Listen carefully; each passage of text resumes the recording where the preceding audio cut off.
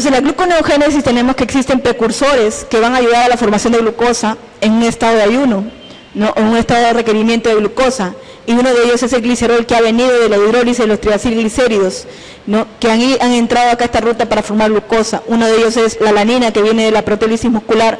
Las proteínas se han hidrolizado, vamos a decir, a videoproteólisis, para liberar la alanina y que ésta se transamine a piruvato y pueda entrar a la ruta gluconeogénica. El lactato, que viene además del músculo esquelético y también viene del eritrocito, que le va a proporcionar para poder formar glucosa. Y aquí otros aminoácidos que van a participar, como en el caso del aspartato, para formar oxalacetato, y entre la ruta de la formación de glucosa. Entonces tenemos nosotros que este evento ya va a proporcionar glucosa, pero es un evento metabólicamente costoso, porque para formar una molécula de glucosa se requiere 6 moléculas de ATP. ¿Ya? Entonces, metabólicamente no es una ruta conveniente. ¿Ya? ¿Dónde se localiza? ¿En qué tipo de tejido se localiza principalmente la gluconeogénesis? En el hígado y el riñón. Entonces, en el hígado y el riñón tenemos que existe una enzima clave, bueno, en el hígado, la glucosa 6-fosfatasa, que va a permitir que esa glucosa, al final, esa glucosa libere el fosfato y circunde en sangre, se libere, vaya en sangre y vaya a todos los tejidos que lo requieren. Pero los principales sustratos gluconeogénicos en el hígado y el riñón son variables. Por ejemplo, al hígado llega lactato, piruvato, glicerol y alanina, este aminoácido. Mientras que en la corteza renal llega lactato, piruvato, glicerol y glutamina. ¿Cuáles de los principales órganos o tejidos en los que se realiza la gluconeogénesis? ¿Cuáles son? El hígado y el riñón. Esa es la respuesta. Bien, la gluconeogénesis va a proporcionarte glucosa. El metabolismo de carbohidratos también te proporciona glucosa. Y tenemos que esta glucosa va a ir a la glucólisis o va a ir a almacenarse bajo la forma de glucógeno. Aquí tenemos nosotros que la glucosa puede entrar acá al eritrocito o al músculo esquelético. Entonces, lo que te va a formar va a ser una glucólisis anaerobia en ambos casos y va a dar lugar a la formación de ácido láctico o lactato. Este ácido láctico o lactato llega hasta el hígado y hace gluconeogénesis para formar glucosa. Rápidamente esta glucosa va a ser fosforilada por la glucoquinasa, que es prácticamente lo que antes a ustedes les mencionaban, la exoquinasa 4, esa es la glucoquinasa, que lo que va a hacer es fosforilar la mayor cantidad de glucosa que pueda en el hígado para que esta molécula forme glucógeno, porque esta es la molécula precursora importante para la glucogénesis.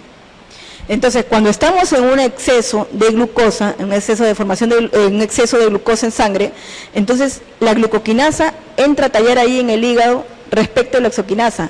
La exoquinasa la vamos a encontrar en la mayoría de los tejidos, pero en el hígado la glucoquinasa tiene mayor actividad para poder disminuir esos incrementos de glucosa y trata de la posibilidad de fosforilar la mayor cantidad posible para formar glucógeno.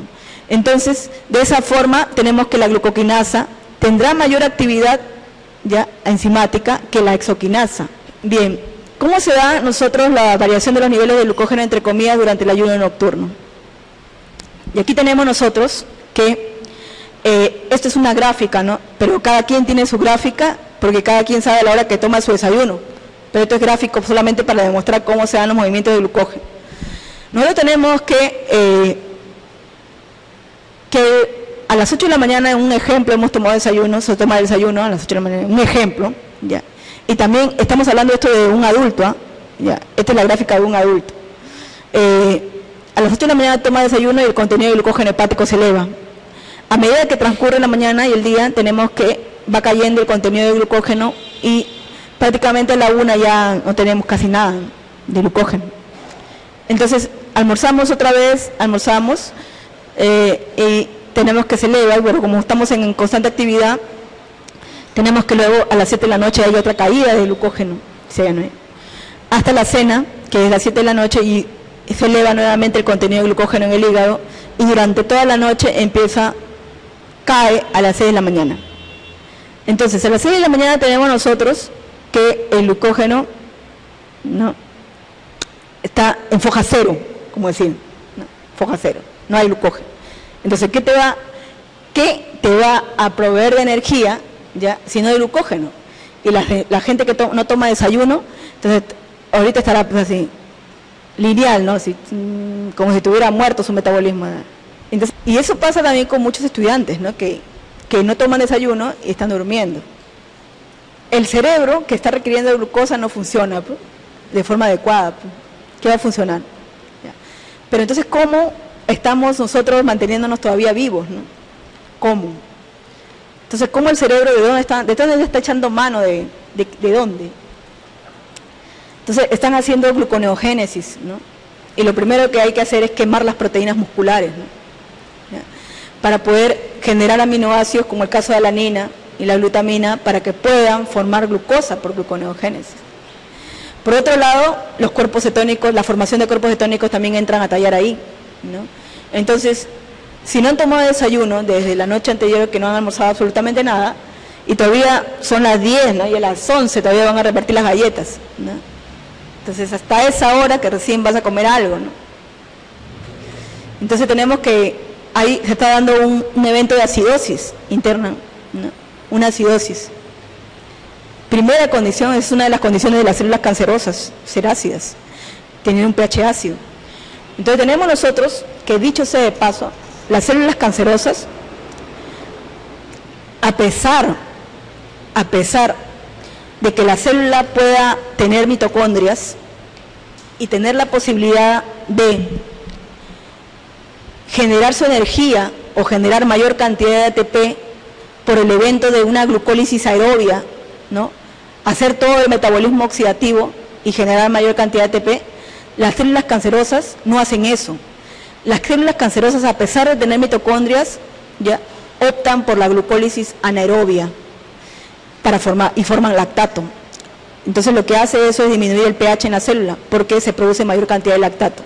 ¿Pero por qué la célula hace eso? A eso le llaman el efecto Warburg, que se da en la mayoría de todos los cánceres, excepto la leucemia, ¿ya?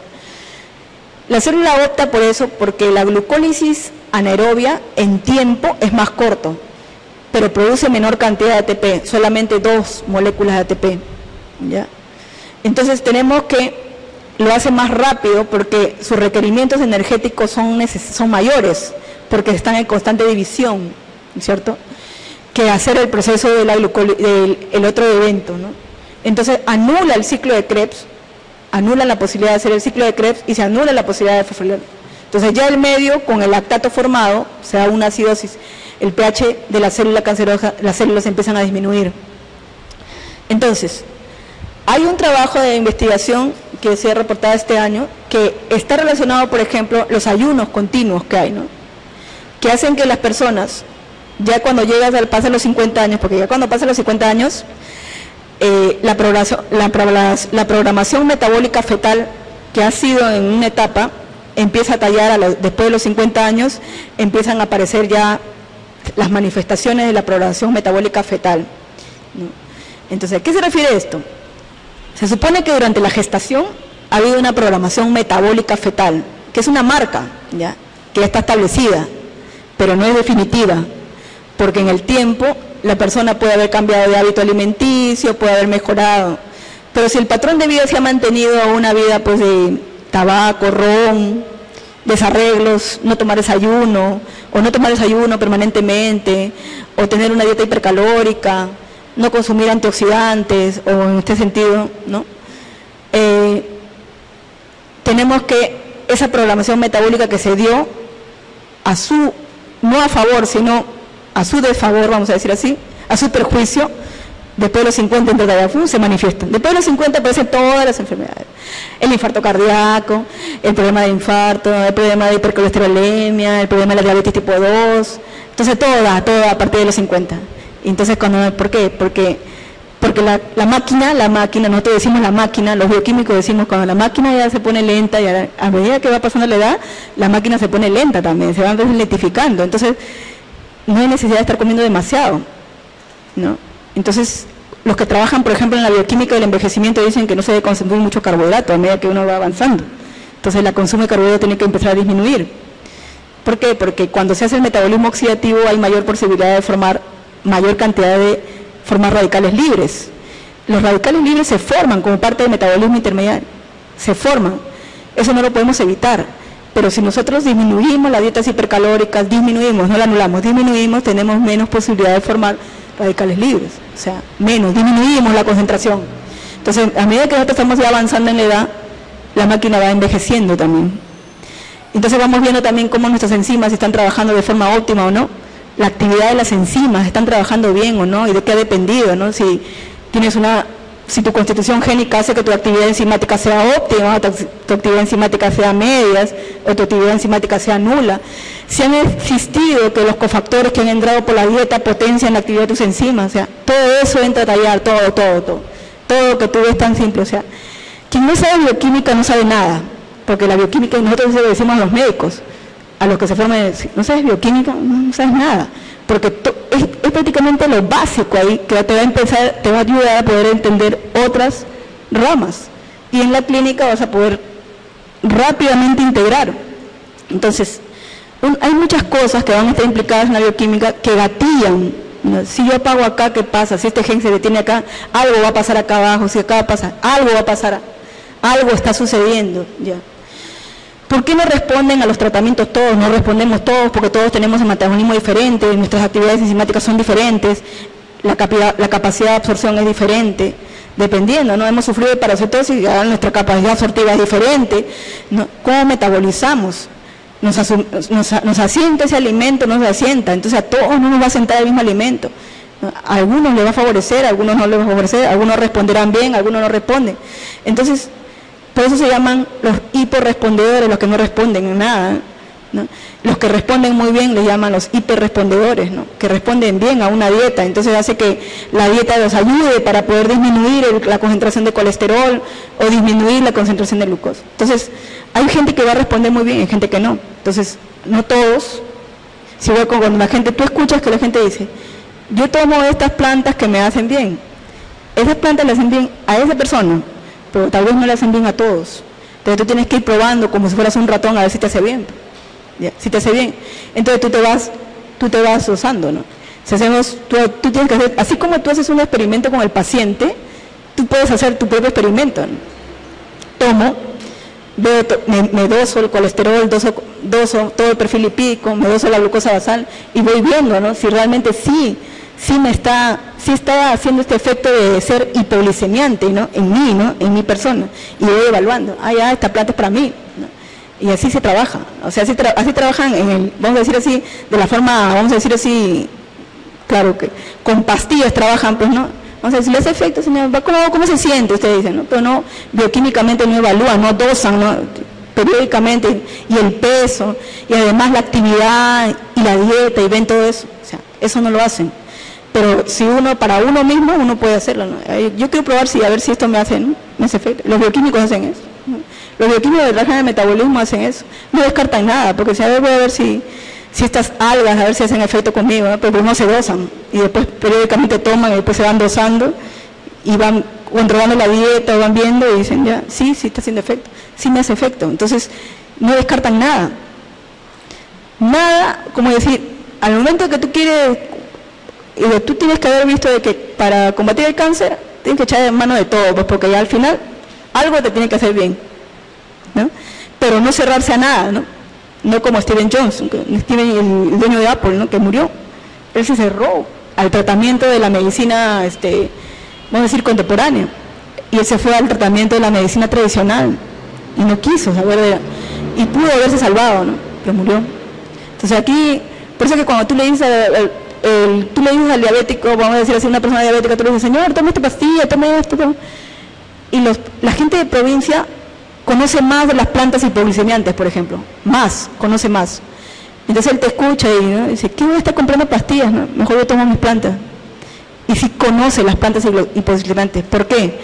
Porque cuando se hace la investigación de una planta, se va hasta el área de la zona, se le explica al poblador para qué tú necesitas que él colecte esa planta y que él te proporcione esa planta, porque también se les compra, ¿no? Entonces se les explica por qué, porque ellos dicen, ¿y por qué usted quiere esa planta? Entonces, y además uno va primero y conversa con ellos, ¿para qué sirve esta planta? Y ellos te dicen, para esto.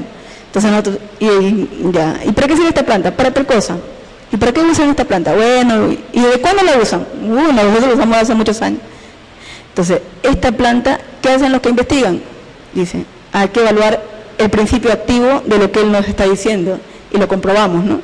Entonces uno regresa, luego le dice, efectivamente, ¿no? Esta planta tiene un principio activo bien alto, ¿no? Alto. Entonces le damos esa información, entonces él aumenta su economía en el mercado vendiendo esa planta, ¿no? Y porque ya el investigador ya se lo dijo. Entonces, por eso maneja esa información. Saben qué frutos, por ejemplo, ¿por qué el arándano ha subido tanto? No cuesta 18 soles el kilo, 20 soles el kilo. Porque ellos saben que el arándano es hipoglicemiante. Tiene inhibidor de la glucosidasa. Lo saben. Claro que no te lo explican así, solamente te dicen, es bueno para la diabetes. Nada más. Porque nosotros no le podemos hablar bioquímicamente, sino le decimos, si el diabético toma, su glucosa va a disminuir, le decimos. Entonces él ya lo sabe. También lo sabe el agua del manto, por eso que el agua del manto ha subido. Y casi nadie antes le hacía caso al agua del manto, pero el agua del manto ha subido. ¿Ya? Y está así como, y crece como mala hierba todavía, para el beneficio de ellos, ¿no? Entonces, así hay muchos frutos que son hipoglicemiantes, que crecen. Entonces, pero si nosotros mantenemos el ayuno, está descrito por si acaso, que con los que mantienen el ayuno, ya cuando ya llegaron a los 50, son los primeros que van a sufrir infarto de miocardio. O sea, está escrito está directamente proporcionada en esa relación, ¿no? El ayuno prolongado. Entonces, vemos aquí que el metabolismo de glucógeno, entonces va a estar mediado por una formación de glucógeno, y para eso se requiere una señal hiperglicemiante activado por la insulina, y hay que formar glucógeno. Entonces, la enzima reguladora sintasa, glucógeno sintasa, va a formar el precursor glucosa-6-fosfato. Mientras que el catabolismo es la degradación del glucógeno ya formado, que se llama glucogenólisis. Y para eso tenemos que una degradación del glucógeno va a estar activado por glucagón en una situación de ayuno y la adrenalina durante el ejercicio intenso. Para eso debe existir una señal hipoglicemiante, ¿no?, que va a activar a la enzima reguladora glucógeno-fosforilasa para producir, ¿no?, glucosa-6-fosfato. Entonces, tenemos que cuando se eleva la glucosa, el páncreas segrega insulina, ¿ya? Las células beta del páncreas segregan insulina, y en el hígado la glucosa formará glucógeno, en el tejido adiposo el glicerol y los ácidos grasos se esterifican para formar triacilglicéridos, y aquí en el músculo los aminoácidos se constituyen para formar proteínas. Cuando sucede que los niveles de glucosa disminuyen, la célula libera glucagón, las células alfa liberan glucagón, y aquí tenemos que el glucógeno hace glucogenólisis para formar glucosa en el hígado, hay hidrólisis de los triacilglicéridos en el tejido adiposo para formar glicerol y ácidos grasos. Acuérdate que el glicerol se va al hígado para hacer gluconeogénesis, ¿no? Y los ácidos grasos se van a beta-oxidarse, ¿no?, para formar acetilcoenzima A, y esta acetilcoenzima A puede formar cuerpos cetónicos en un momento de ayuno. Hay proteólisis muscular para liberar aminoácidos. ¿En cuál de los siguientes órganos es catabolizada la glucosa en mayor porcentaje como fuente de energía? En el músculo esquelético. ¿Qué sucede entonces durante el ejercicio? Ya. Durante el ejercicio se requiere glucosa, ¿no es cierto? Entonces, ya vistes que cuando tú estás en ayuno, tu formación de glucosa, vamos a decir, tu formación de glucógeno está en foja cero, no hay glucógeno, ¿no es cierto? Cuando estás en ayuno. Entonces, cuando estás en ayuno, estás en foja cero de glucógeno. Y cuando el personal trainer te dice, hay que venir sin tomar desayuno para que puedas quemar toda la grasa, es falso. Lo primero que vas a quemar es la masa muscular, porque hay que hacer proteólisis para liberar los aminoácidos, y para que todos esos aminoácidos como la alanina, ¿ya?, y la glutamina puedan hacer gluconeogénesis y proveerte la glucosa. El primer paso es quemar proteínas, ¿ya? Ya después es quemar la grasa, pues. Pero ya en ese evento has hecho una cetoacidosis, ¿no? Porque también estás formando cuerpos cetónicos, porque tú puedes necesitar los requerimientos de glucosa y tu cerebro también requiere glucosa. Entonces, aquí tenemos que durante el ejercicio, en el músculo esquelético, hace una glucólisis anaerobia, no entra a la mitocondria, y tenemos que la glucosa ya genera ATP en la glucólisis y forma piruvato, y aquí entra NAD y NADH. Este NADH tenemos que pasa por la lactato deshidrogenasa para formar lactato y se regenera, ¿no?, el NAD, y el NAD regresa acá, y es así como un círculo, para generar ATP. Es una ruta corta, vamos a decir así, 10 reacciones aquí, y aquí otra reacción, y genera ATP. Por esa razón que cuando nosotros hacemos un ejercicio intenso, tenemos mayor concentración de lactato formado, y eso es lo que nos da un dolor muscular, ¿no? Los músculos en ejercicio con intensa actividad glicolítica anaeróbica, o sea, sin oxígeno, producen grandes cantidades de lactato, ¿no? ¿Qué fenómeno bioquímico se produce cuando el músculo se contrae en un medio anaeróbico? Entonces tenemos aquí que se va a dar un incremento de lactato, ¿no? Un incremento de lactato. ¿Qué sucede durante el ayuno entonces? Y aquí tenemos nosotros que durante el ayuno, ¿no?, lo primero que va a pasar es que el páncreas libere forma de glucagón y aquí se da toda la señal. En el hígado las proteínas se hidrolizan aminoácidos, hay proteólisis de proteínas y aquí tenemos a los aminoácidos. Por otro lado hay proteólisis muscular, ¿no? Proteólisis muscular, se liberan aminoácidos como glutamina, alanina. La alanina es precursor gluconeogénico, entra al hígado para formar glucosa. La proteólisis muscular, estos aminoácidos que pueden ser glucogénicos, entra al hígado y forma glucosa por gluconeogénesis. Hay tejidos que están dependiendo de glucosa, uno de ellos es el cerebro, otro de ellos es el eritrocito. El eritrocito requiere glucosa, entonces para formar su ATP forma lactato, el lactato regresa al hígado, forma glucosa, nuevamente este va al cerebro, al eritrocito, y así estamos. La proteólisis muscular, sigue habiendo proteólisis muscular, la alanina llega hasta aquí el hígado, forma glucosa, esta se reparte el eritrocito, se reparte el cerebro. Luego, el tejido adiposo hace hidrólisis de los triacilglicéridos, forma ácidos grasos y glicerol.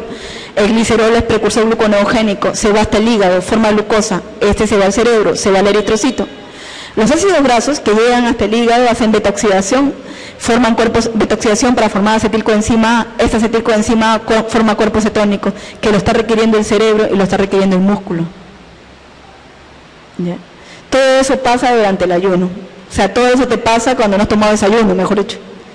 ¿Ya? Y si eso es repetitivo, todo eso está pasando. Una persona en estado de inanición entonces presenta a nivel sérico cuando el tejido adiposo, o sea, los triacilglicéridos se hidrolizan a ácidos grasos y el glicerol. Los ácidos grasos se les llaman ácidos grasos libres o también ácidos grasos no esterificados, porque ya no están formando un enlace éster con el glicerol. Entonces estos ácidos grasos libres también son llamados ácidos grasos no esterificados. Entonces la pregunta aquí es, una persona en estado de inanición que presenta un incremento de insulina, no, disminución de glucagón, aumento de glucagón, disminución o incremento de ácidos grasos no esterificados, que son conocidos como ácidos grasos libres, un incremento de los ácidos grasos libres. Ahora, hace un momento hemos estado mencionando que la formación de glucógeno está mediado por dos hormonas, ¿no?, que son señales, la señal hiperglicemiante y la señal hipoglicemiante. También hemos mencionado que la regulación de la, vamos a decir así, de la glucosa sanguínea está mediada por dos hormonas, la insulina y el glucagón. Entonces son dos hormonas. Cuando la persona no toma desayuno, lo que va a hacer es alborotar el ciclo de las hormonas, porque las hormonas están de subida y bajada durante todo el día, ¿no? Que suben, comes, sube la insulina, deja de comer, baja la insulina, sube el glucagón, sube, comes, vuelve a subir la insulina. Se está así en un ciclo así de subida y bajada, que es el ciclo normal, pues, ¿no? Pero cuando tú mantienes, por ejemplo, elevado mucho la insulina, todo, o el glucagón elevado, porque no está tomando, no está comiendo desayuno, o sea, periodos largos, entonces la consecuencia es que estás alborotando unas hormonas, unas proteínas, unas hormonas o unos polipéptidos que se forman ¿en dónde? En el páncreas, pues. Entonces, en el páncreas. Entonces el páncreas va a estar afectado, pues, ¿ya? Porque hay toda una alteración, ahí estás alborotando ahí las hormonas, esas dos que están regulando, haciendo la homeostasis, ¿no? Entonces, ante la privación de alimentos por más de 3 días, para el sobrevivir, el organismo recurre a los siguientes mecanismos, excepto, o sea, ¿qué no recurre? Gluconeogénesis a falta de reserva de glucógeno, sí. Descenso de los niveles de insulina y aumento de glucagón. Disminución de la cetogénesis o aumento de la cetogénesis. Aumento de la cetogénesis, esa es la respuesta falsa, excepto. El incremento de la oxidación de ácidos grasos es característica entonces de un ayuno prolongado, ¿no? De un ayuno prolongado. ¿Qué sucede entonces en la diabetes mellitus tipo 2? ¿Cómo obtiene su energía el diabético tipo 2? Habíamos mencionado que el GLUT4, que es un transportador, no se va a encontrar a nivel muscular, ni en el tejido muscular, ni en el tejido adiposo. Por lo tanto, aquí la glucosa no puede entrar. Entonces, ¿cómo genera su energía? En el músculo hay grasa, triacilglicerol. Acá va a haber una hidrólisis de los triacilgliceroles, tenemos que formar el ácido graso libre. Este ácido graso va a pasar por el proceso de beta-oxidación y va a formar acetilcoenzima. Esta acetilcoenzima entra al ciclo de Krebs y genera energía. Por otro lado, tenemos que las proteínas en proteólisis muscular forman aminoácidos, uno de ellos es alanina. La alanina puede irse hasta el hígado para formar glucosa por gluconeogénesis, porque hay tejidos que lo están requiriendo, pero también puede transaminarse a piruvato, y este piruvato se transforma en lactato, y ese también podría irse al hígado por gluconeogénesis y formar glucosa. Pero también este piruvato se descarboxila a acetilcoenzima, y aquí tenemos que va a generar, cuando sigue esta ruta, vamos a decir, cuando hace esta ruta, ¿ya?, cuando hay glucosa, cuando el diabético, mejor dicho, está compensado, cuando no hay mucho exceso de glucosa, ¿ya?, cuando está compensado, quiere decir, cuando no ayuna, mejor ya, cuando el diabético no ayuna, esta ruta queda acá nomás. Tenemos que se va acá nomás. Cuando no ayuna, ¿ya?, cuando está todo compensado. Pero cuando ayuna el diabético, cuando está descompensado, entra toda esta ruta porque hay necesidad de generar energía. Y aquí tenemos que se van a formar tanto alanina como lactato esta alanina y lactato se van en el hígado para hacer gluconeogénesis. ¿Qué pasa en el tejido adiposo en un diabético? El triacilglicerol hace lipólisis, ¿no? Y aquí tenemos que los ácidos grasos y la molécula de glicerol se va hasta el hígado para hacer gluconeogénesis y formar glucosa. Pero estos ácidos grasos formados se detoxidan en el hígado para formar acetilcoenzima. Puede entrar al ciclo de Krebs y generar energía, pero cuando hay una descompensación, no entra al ciclo de Krebs, se va a la formación de cuerpo cetónico. ¿Por qué? Cuando hay una descompensación. Entonces, formar cuerpos cetónicos inclina al diabético. Si esta ruta, como es una competencia, aquí el ciclo de Krebs se está peleando por la acetilcoenzima A, pero también la formación de los cuerpos cetónicos también están requiriendo acetilcoenzima A. Entonces todos están queriendo agarrar esta molécula. ¿Pero qué depende de que esta molécula entre al ciclo de Krebs? ¿De qué depende de que esta molécula se vaya a la formación de cuerpos cetónicos? Está requiriendo más energía cuando está descompensado. ¿Por qué? Entonces se produce una cetocidosis diabética si se inclina más para este lado. Varón obeso de 57 años con polidipsia y poliuria, en primera consulta, ¿cuál es el examen de laboratorio más apropiado? Sería una glucosa basal, ¿no es cierto? ¿Y después qué sigue? ¿Qué sigue? Si ustedes quieren confirmar, porque puede tener la glucosa elevada por muchos factores, ¿eh? No necesariamente la va a tener porque es diabético, o tú presumas que es diabético. Puede ser que no haya hecho un ayuno de 12 horas, puede ser que haya estado con procesos febriles, puede ser que haya estado demasiado estresado, etcétera. Puede ser que muchos factores que pueden influir que la glucosa se eleve en ese momento, ¿no? Pero no necesariamente sea diabético. Entonces tú tienes que hacer un test de tolerancia, ¿no es cierto?, a la glucosa. El error del test de tolerancia a la glucosa, el error, por ejemplo, cuando se hace el test de la tolerancia a la glucosa, es no considerar la concentración de insulina. Ese es el error. Cuando ustedes manden a hacer un test de tolerancia a la glucosa, pidan también que en esa evaluación se evalúe la subida y la caída de la insulina. Y eso te va a dar a ti una presunción de prácticamente si él ya está con puertas a ser diabético o si es diabético, y es más, te va a dar una presunción de saber que él es diabético ya de un tiempo, no es de ahorita. ¿Ya? Entonces, considerar en la prueba de tolerancia a la glucosa, la concentración de la insulina, también evaluar, ¿no?, cómo sube y baja la insulina en ese momento. O sea, dosar insulina también, porque puede ser que ya no esté produciendo mucha insulina, porque la producción de la insulina va a ir disminuyendo con el paso del tiempo, y prácticamente la caída de la insulina La caída de la formación de insulina se va a dar inclusive 15 años antes de que se manifieste, que lo manifiesten como diabético. Pero ya la caída había empezado ya. La disminución en la caída ya había empezado. Entonces, de repente a los 40 años ya había empezado la caída, pero todavía no manifestaba la enfermedad. Entonces, de repente a los 50, 60 ya va a manifestar la enfermedad.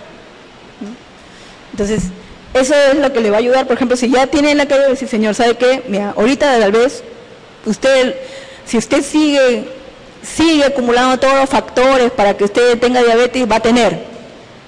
Pero si hay una posibilidad en que usted puede disminuir ese riesgo, usted tiene que hacer esto. Entonces tú tienes que preparar un PowerPoint, no sé, pues ahora todos tienen tablet, todos tienen celular, todos tienen unas máquinas para poder, tu PowerPoint simple, al entender de él, y decirle todo lo que implica tener diabetes, y todo lo caro que es mantener esa enfermedad, porque es carísimo mantener la enfermedad. ¿Ya? Entonces, hay desde pastillas de última generación que modifican al gen de la insulina, para que siga produciendo más insulina si la insulina ya está en déficit y siga manteniendo, pero son carísimos. Pero sí existen esas pastillas, que por si acaso no se las dan en el CIS, ¿no? No le dan el CIS. Entonces tú tienes que explicarle que es carísimo y que si no tienes dinero, lamentablemente, bueno, usted va a perder la vista, lo van a amputar, va a perder los riñones, tienes que empezar a decirle todo lo dramático que va a hacer. Entonces, cuando ya ve que le va a afectar su bolsillo y que definitivamente él no va a poder, y si está trabajando, ya no va a poder tener un trabajo, no va a ser un trabajo eficiente, pues, ya. Entonces, algunos te escucharán, pues entonces grupo, algunos, usted tiene que bajar de peso, señor, tiene que bajar de peso, tiene que disminuir ese peso, o sea, pero si tú no lo manejas de esa forma, entonces vas a tener más gente que es porque su información, o sea, si no se lo han dicho crudamente, ¿no? En la diabetes mellitus 1 y 2, la hiperglicemia en ayunas se produce principalmente ¿por qué? ¿Por una elevación del glucógeno hepático? No. Gluconeogénesis hepática aumentada, movilización acelerada de depósitos de grasa, conversión directa de ácidos grasos libres, presencia de inhibidores de la glucogénesis, sobre todo cuando la gluconeogénesis está en aumento, porque está incrementando los niveles de glucosa. ¿Cuáles de las pruebas se utiliza para confirmar diagnóstico de diabetes mellitus tipo 2? O sea, ya. Después de la tolerancia a la glucosa, tenemos otra prueba, que hay que hacerla también, la hemoglobina glicosilada, ¿no? Incluso, esta hemoglobina glicosilada se le hace siempre periódicamente a un diabético. Ya un diabético adulto, que ya fue declarado diabético, tiene otros valores referenciales. Tiene, el ADA ha dado esas tablas, ¿no? La Asociación de Diabética Americana tiene esas tablas en las cuales presenta ya un diabético adulto mayor, y son variables sus niveles de valores referenciales y van a depender de acuerdo del estado cognitivo y las enfermedades asociadas que ya tenga el diabético, ¿no? Y son diferentes los valores referenciales, ¿no? Para un adulto mayor son diferentes, son variables, y esa tabla ustedes la tienen que manejar, porque entonces tú le vas a someter al diabético a decirle, su azúcar está muy elevada, señor, muy elevada, tiene que disminuirla. Entonces él se preocupa y se enferma porque dice, yo no sé cómo bajar el azúcar, pero realmente dentro de su tabla en clasificación él está ya como diabético y mantiene los valores, ¿no? Entonces no enfermes a la persona diciéndole, tiene que bajar, no le puedo medir la vista porque tiene que bajar más la glucosa, pero esa persona, por así decirlo, esa bestia, no sabe que hay unos valores en la tabla para adulto mayor que tal vez él está dentro del rango, ¿no? Y más que no le puedo medir la vista porque no. Entonces, hasta eso uno lo tiene que tener en cuenta, o sea, hasta eso uno lo tiene que saber. Lípidos. Los lípidos, aquí tenemos a la grasa de la dieta, grasa almacenada en células, ya tenemos aquí el tejido adiposo. Los glúcidos en exceso que se van a encontrar en el hígado van a generar la formación de ácidos grasos. Y estos ácidos grasos se van a beta-oxidar para formar energía. Entonces tenemos nosotros que cuando los hidratos de carbono, los carbohidratos, hacen hidrólisis y forman piruvato, el piruvato ingresa a la célula, ingresa a la mitocondria, se descarboxila y forma acetilcoenzima. Esta acetilcoenzima hemos dicho que tiene la opción de ir al ciclo de Krebs o tiene la formación de ir a la formación de cuerpo cetónico, dependiendo de la situación. Pero esta acetilcoenzima que está acá debería entrar al ciclo de Krebs, y aquí tenemos a oxalacetato que se conjuga con la acetilcoenzima y forma citrato. Pero cuando hay un exceso de acetilcoenzima, esta ruta se desvía. El citrato sale de la mitocondria a la célula, y aquí tenemos que se rompe en las dos moléculas que le dieron origen, acetilcoenzima y oxalacetato. Esta acetilcoenzima se dirige a la formación de ácidos grasos. ¿Ya? Entonces tenemos que los lípidos, el 90% de la grasa contenidas en los alimentos y las grasas depositadas en nuestro cuerpo se encuentran en la forma de triacilglicéridos. 1 gramo de grasa equivalen a 9 kilocalorías, ¿no? Y como reserva, y tenemos que 1 gramo de proteínas y de carbohidratos equivalen a 4 kilocalorías. ¿Cuál es la mayor reserva de energía en kilocalorías que existe en el cuerpo humano? Los triglicéridos, los ácidos grasos de la dieta, por ejemplo. Los ácidos grasos de la dieta van a estar clasificados en saturados e insaturados. Los saturados, ahí tenemos a las grasas de los animales, como el caso del tocino, ¿no? Algunos productos lácteos, la mantequilla. Por ejemplo, acá en productos lácteos tenemos a los quesos laminados, a los quesos que vienen en láminas tienen que tener grasa saturada. Esos quesos que tú usas en tu hamburguesa, ya, esos tienen grasa saturada, porque requieren grasa para poder salir en láminas, así como tú lo ves. El queso fresco no se puede laminar. Entonces tenemos que hay vegetales como el caso del aceite de coco. El coco tiene ácidos grasos saturados. Hay algunos alimentos procesados que tienen grasas saturadas, ¿no? Los insaturados, tenemos los trans y los cis. Los trans y los cis. Y aquí tenemos a los trans, a los alimentos procesados, ¿no? Los alimentos procesados, los nuggets, todas esas cochinadas que tienen, esos tienen trans, esas grasas, ¿ya?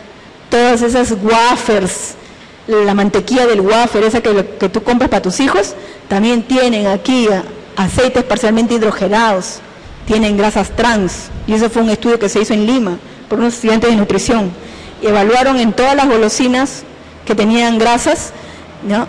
O cremas de las golosinas, cuáles tenían mayor cantidad de grasas insaturadas trans, y encontraron que el que representaba mayor era los wafers. Esa mantequilla de los wafers tienen esas grasas trans. Entonces eso ya, elimínalo ya, no, eso no lo tienes que comer. Entonces, y todos los productos procesados, ¿no?, que vienen, son importados, tienen grasas trans. Y aquí tenemos las grasas, los insaturados cis, los poliinsaturados, llamados también PUFAs. Y aquí, estos de aquí, los poliinsaturados son los más caros. Acá están los omega 3, los omega 6, ¿no?, los monoinsaturados como el omega 9. En el omega 3, por ejemplo, tenemos el ácido linoleico, están los frutos secos, acá están los más caros, ¿no? Aceite de linaza, de soya, las nueces, este es lo más caro. Y aquí tenemos también que omega 3 hay en algunos animales marinos que van a contener EPA y DHA, ¿no? Y aquí a los pescados, ¿no? Y el omega 6 se encuentra en el ácido linolénico, algunos vegetales, aceite de algunos vegetales como el maní, girasol, ¿no? Tenemos en el aceite de pescado, ¿qué predomina? El ácido isopentanoico, el EPA. Y aquí tenemos nosotros, para entender, por ejemplo, la proporción que debe existir en la dieta de omega 3 y omega 6. ¿Cuánto se debe comer de omega 3 y omega 6? ¿No? O sea, si nosotros queremos consumir semillas o nueces, dice, algo que es didáctico, para que tú puedas explicar a tus pacientes, es que tú debes consumir lo que cierra tu puño diariamente. En semillas o en nueces, lo que cierra tu puño, eso debes consumir. La capacidad que puede cerrar tu puño. Entonces, tenemos nosotros que el ácido linoleico, ¿ya? El ácido linoleico, representado por el omega 6, va a dar lugar a la formación del ácido araquidónico, que lo vamos a encontrar en fosfolípidos de membranas. Mientras que el omega 3, como el ácido linolénico, está representando al EPA, y también lo vamos a encontrar en los fosfolípidos de membrana. Aquí, dependiendo de la demanda y una competencia. Si predomina omega 6, se desvía esta ruta de la formación de prostaglandinas, prostaciclinas, ¿ya? Productos proinflamatorios. Pero si predomina EPA, ya omega 3, se desvía la formación de EPA y desvía la formación de propiedades antiinflamatorias. Por esa razón, la proporción de omega 3 en la literatura menciona que debe ser de 6:1, omega 3 a omega 6, pero en la población peruana los nutricionistas mencionan que debe ser de 10:1. ¿Ya?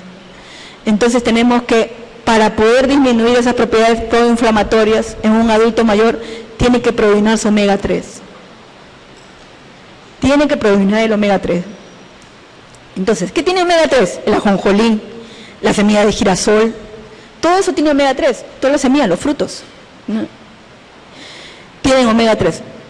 Yo, por ejemplo, las personas adultas mayores sí entienden, ¿eh? Sí entienden cuando tú les explicas. Yo le digo, sí, yo, por ejemplo, yo le enseñé a mi papá que el ajonjolí tenía tal cosa, entonces hicimos una mezcla de semillas que solamente él podía comer en el desayuno y en la noche, ¿no? Si él tenía hambre, ¿no? Pero con la fruta picada. Entonces, yo hice una prueba con él, ¿no? Vamos a ver si te funciona, dije, te voy a comer. Primero vamos a consumir algunas semillas, ¿ya? Tienes que disminuir, si no disminuyes, ya requieres tu estatina para que siga disminuyendo. Pero haz tu actividad, igual, periódico. Yo le empecé a explicar, ¿no? Tú vas a disminuir, ¿tú cómo vas a saber que sabes que disminuye tu peso? Pésate, que hay una balanza, pésate. Que alguien mire, ponte bien a la pared, pégate, que alguien mire cómo estás pesando. Y entonces después de 15 días que estás caminando, vuelve a pesar, se mantiene la dieta, y sigue viendo si la ajonjolí te sigue haciendo efecto. Tómate la presión. Entonces yo le enseñé a tomarse la presión, y él solo, como paciente, ¿no? Yo lo cambiaba, porque él, a pesar que vivía con mucha gente, todo el mundo estaba ocupado en su vida, y entonces nadie le hacía caso. Entonces yo le dije, tú vas a poder hacer eso cuando siéntate ahí y mide. Bueno, y él aprendió a medirse solo, y anota en un cuaderno todo. Tú estás viendo, disminuyes el plátano porque tú estás tomando losartán, y el plátano para las personas que son hipertensas no es conveniente, porque no hace que el efecto del losartán sea efectivo por el potasio. Entonces las personas que son hipertensas no deben tener en su dieta el plátano, o sea que más aún si consumen losartán. Entonces se ha observado que, por ejemplo, también la toronja, por ejemplo, la toronja tiene un efecto, en la farmacodinámica, han encontrado que la toronja, por ejemplo, no favorece la acción de una estatina. ¿Ya? En la toronja, por ejemplo, la acción de la estatina se ve disminuida cuando uno consume toronja, consumiendo estatina. Entonces también, o sea, la creencia de que es más ácido, entonces yo voy a quemar la grasa. ¿No? Entonces, también es así pero en la farmacodinámica, cuando se estudia la farmacodinámica, se evalúan alimentos que prácticamente están interfiriendo en la acción de fármacos. En el caso de la hipertensión, en el caso de las estatinas, ¿no? Entonces, yo le empecé a explicar y él comenzó a evaluarse solo, ¿no? Y después, periódicamente yo miraba sus resultados y decía, ¿sí estás yendo bien con la presión? Me dijo, yo con la presión estoy bien, ya no me duele mi cabeza. Yo digo, ya no siento tanto sueño, me empezó a decir. Tú no sientes tanto sueño porque debe estar disminuyendo los triglicéridos, ¿sabes? Yo le digo, a ver, pruébate, vamos a dosarte. Y le dosan y efectivamente sus triglicéridos se han disminuido, ¿no? Y antes me paraba durmiendo, me dice, no, eso es porque estás con mucha grasa, le dije. Entonces, al no circular muy bien la sangre, y yo le explicaba, ¿no? Si tú estás lleno de grasa, es como usas manguera, que yo le meto grasa, y tú vas a hacer que la sangre no fluya, entonces no oxigena la sangre, entonces tú empiezas a tener sueño, cansancio. Entonces él me entiende, porque le hago el ejemplo con un dibujito, ¿no? Tú vas a hacer eso. Está pasando todo eso. Pero si tú disminuyes toda esta grasa que está aquí en la sangre, entonces tú vas a tener la posibilidad de que haya una buena irrigación, entonces tú ya no vas a sentir tanto sueño, cansancio. Entonces ya le empecé a explicar, lo explico así, y ahí periódicamente él dijo, si tú no anotas, yo que voy a saber, le digo, tú tienes que anotar, anótate la presión, anótate cómo está tu peso, pero si tú no anotas, ¿cómo yo voy a saber? Yo no puedo saber cómo estás yendo, le digo. Entonces cuando vamos ahí y hablamos con el médico, mi papá entiende bueno, no entiende, el médico trata de explicarlo, ¿no? Pero ya yo estoy al costado mirando y que, entonces yo saliendo le hago toda una explicación y le digo, él está viendo que está yendo bien, estamos yendo bien, estás yendo bien, ¿no? O sea, pero tú mismo tienes que también darte cuenta que estás yendo bien, o sea, yo te voy todos estos parámetros, pero cuando ya está esto mal, entonces tú ya tienes que decir, ya, a preocuparte, ¿no? ¿Por qué está pasando, no? Entonces, todos los factores, entonces yo le pongo todo lo que puede hacer que haga que se suba su presión, ya, todo, no solamente una sola cosa, entonces todo. Y esto es lo que tú tienes que eliminar, elimina esto, elimina esto, elimina esto. Entonces, esa es la forma. Pero entonces yo le empecé a explicar que él tenía que dominar más omega 3 para esto, pero con las semillas, ¿no? Entonces si tú consumes más omega 6, ¿no? Porque hubo un momento que él consumía omega 6, pero no se daba cuenta, pues no, obviamente. Pero entonces él me decía, me está pasando todo eso, me decía, pero ya... Ahora, ten en cuenta de que si tú disminuyes la posibilidad de formar disminuye la generación de productos proinflamatorios, hay menos posibilidad de infarto, ¿no es cierto? Ahora, en un adulto mayor, ¿no? Que ya aquí tenemos los triacilglicéridos. Aquí tenemos al hígado. Primero vamos a ubicarnos. ¿Cómo se forman los triacilglicéridos? Puede formarse en el hígado y puede formarse también aquí en las células adiposas por la glucólisis. Y aquí hay una molécula intermediaria, el glicerol 3-fosfato. Aquí tenemos nosotros que el glicerol en el hígado, por una gliceroquinasa y con la presencia de ATP, puede fosforilarse al glicerol 3-fosfato, ¿ya? O sea, se fosforila en el carbono 3 del glicerol. Le lleva un fósforo y se transforma en glicerol 3-fosfato. Pero también en las células adiposas, cuando hay exceso de glucosa, hay glucólisis, entonces tenemos que la dihidroxiacetona fosfato da lugar a la formación de la glicerol 3-fosfato y predomina esta forma. Entonces aquí a esta molécula se le adhieren un ácido graso que está activado como la acilcoenzima A, ¿ya? Un ácido graso que se le ha unido una coenzima A y a esa se le llama acil-CoA. Entra y le deja el grupo acil, o sea, le deja el ácido graso y sale la coenzima y se forma el ácido fosfatídico. Pero después pierde el fósforo y se forma una molécula de glicerol, diacilglicerol, glicerol con dos ácidos grasos unidos.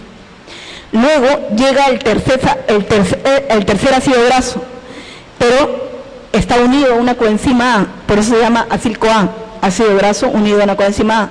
Y aquí llega y sale la coenzima y le deja el grupo acil, o sea, le deja el ácido graso. Y ahora ya tiene 3 ácidos grasos, esta molécula de glicerol, llamada triacilglicerol. Se va hasta el hígado. Y del hígado va a ser removida por las LDL. Ya. Entonces, cuando nosotros decimos, o cuando ustedes mencionan que ven los resultados, que los triglicéridos están elevados, ustedes dicen, es que seguro el señor está consumiendo mucho carbohidrato, pues mucho pan, ¿no? Ya. Entonces, pero bioquímicamente esta es la razón, ¿ya? La razón es que la glucólisis va a estar en aumento y va a predominar la dihidroxiacetona fosfato, esta forma. Porque si nosotros regresamos, voy a regresar rápidamente nada más para ver esa gráfica, a glucólisis, ya, mira, glucosa, hace glucólisis, va a pasar, entonces hay dos formas, ¿no? La glicerol 3-fosfato y dihidroxiacetona fosfato. Y aquí ves que se puede dar o esta, y esta puede llegar acá o esta puede venir acá.